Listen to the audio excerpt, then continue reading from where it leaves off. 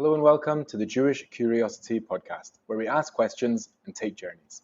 In this episode, we will be exploring Tisha Be'av, relationships, and hope. I hope you enjoy.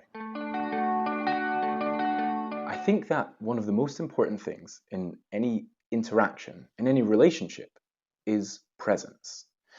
Have you ever tried to have a conversation with someone who was just not present there? Maybe they were on their phone, maybe they were distracted for some other reason, maybe they even just didn't understand who you are as a person. Someone might be in the room with you, but if they don't understand you, it's very difficult for them to be present with you. In contrast, have you ever had an interaction with someone who was genuinely and truly present? They may have a million things on their plate. They may be similar to you or they may be different to you, but in the moment of the interaction, they were there with you. They were committed to the interaction, committed to the relationship, committed to you. The difference between the two is the difference between night and day. When you have someone's presence, you really feel like you have everything. And when you don't have their presence, you can honestly feel like you have nothing at all. Giving your presence to others is one of the most amazing things that you can do. Because when you give someone your presence, you're giving them yourself. And when you give them yourself, you can give them respect, you can give them dignity, you can even give them self-worth. This is what Tisha Be'av is really all about. You see, for centuries, in Jerusalem stood the Holy Temple, the Beit HaMikdash. It was indeed a site of sacrifices. It was even home to miracles. But most importantly, it was home to God. The Shekhinah, God's most tangible presence that we can have, was manifest in the temple. In fact, that was the reason that he told us to build it in the first place.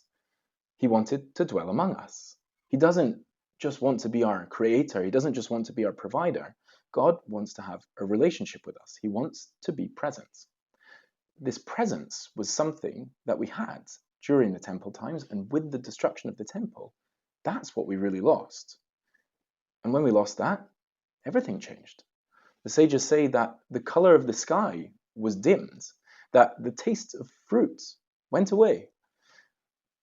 A world without the temple, without God's presence, is half a world. It's confusing. It's fragmented. It's painful. All because we lack this most basic and vital thing, presence. However, there is hope. You see, we're not passive observers of history. We are active participants. We may have been born into a world without divine presence, but that doesn't mean that that's the world we have to leave behind us. You see, Nefesh Hachaim explains that the human being is a miniature temple, and that the viability of the macro temple depends on our actions. So if we want to stage a comeback, if we want to see the Shekhinah, God's presence, back here with us in this world, we should begin by inviting it into ourselves. And this is something we can honestly do. You see, we have three main elements of our human existence. We have a mind, we have a heart, and we have our physicality. And we can make all three of these a place for the Shekhinah. In terms of our minds, we can make our minds a place for the Shekhinah by thinking of spirituality, by seeking wisdom. We can make our hearts a place for the Shekhinah by genuinely caring about each other. And we can even make our physicality a place for the Shekhinah by respecting the great miracle that is the human body. Now, these are just examples, but the principle is the main thing. To rebuild a world where God is present, we should first begin by becoming people with whom God can dwell. What do we stand to gain from it all? Everything. We stand to swap the confusion of the world for clarity. We stand to swap the evil of the world for morality. We stand to swap the pain of the world for healing. Bila hamavet lanetzach, umacha Hashem Elokim, dima me'al kol panim. Death will be gone forever, and God will wipe away the tears from all the faces. I